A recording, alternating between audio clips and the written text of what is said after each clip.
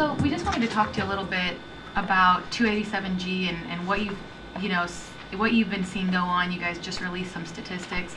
Obviously, the program's still very new. What have you guys seen going on since its implementation? The biggest thing I've seen is fewer foreign-born people being admitted to the jail. Mm-hmm. Several hundred fewer over that time period. Mm-hmm. And our jail population has decreased somewhat. Now, conversely, have you seen any difference in crime? Have you seen crime rate reduced? Have you seen any differences there? No, the police department keeps up with those statistics. Mm-hmm. So ours are just raw numbers on how many people come in the back door charged with crimes. Okay. So do you anticipate changes in that? Like, what do you anticipate going on in the future and in the coming months? I hope that number keeps going down. It frees up deputy time. Mm-hmm. Give us the chance to do something else with the deputies. Mm-hmm. And when you say to free them up, what does that mean exactly? In what capacity? Well, to run a housing unit to hold 72 inmates, it takes a little over 5 deputies to run that one housing unit 24/7. Mm-hmm. So, okay. The fewer housing units we have to staff, the less expense in our budget. At this moment, you see some low cost in. Yeah, our cost is about $44 a day. 44? Housing inmate. Okay. What does that include? Is that including food? Is that including shelter? What does that really entail? That's amortizing the building, food, medical, supervision, everything. Okay. Where do those statements come from in saying that undocumented immigrants, leave cars outside and don't take care of the lawns and lower property value? Well, I've personally seen that, but I get in your neighborhood or in the community in or the community. Okay. And I get a lot of email about those issues.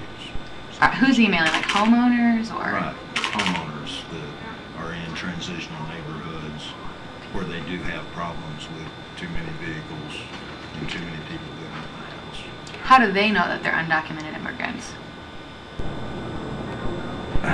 One of them teaches English as a second language, Mm-hmm. so I think she has a good grasp on her students.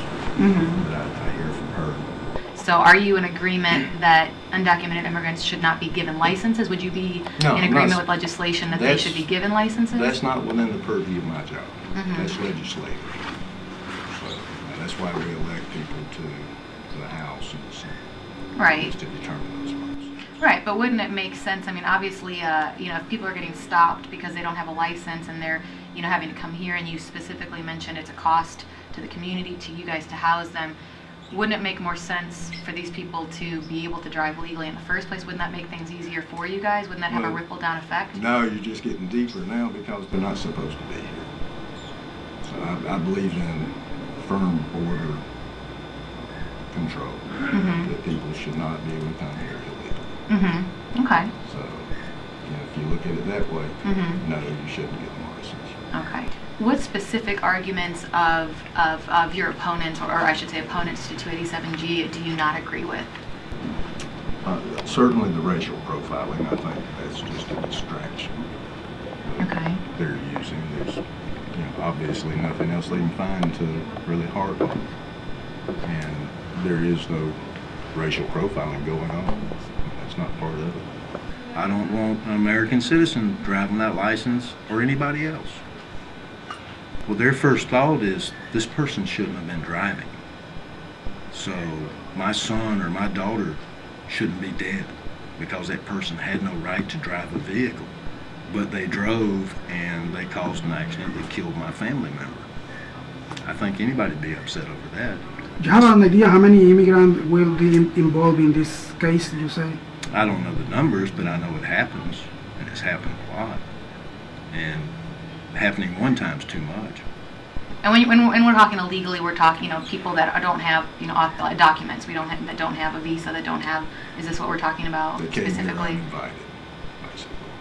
So you're saying there's not an issue of, they bring one more person that's committed a traffic infraction, and you're not going to have the space in your terminal. You guys are always going to make the room, is what you're saying. Yeah, we're like Motel 6. We'll leave the light open.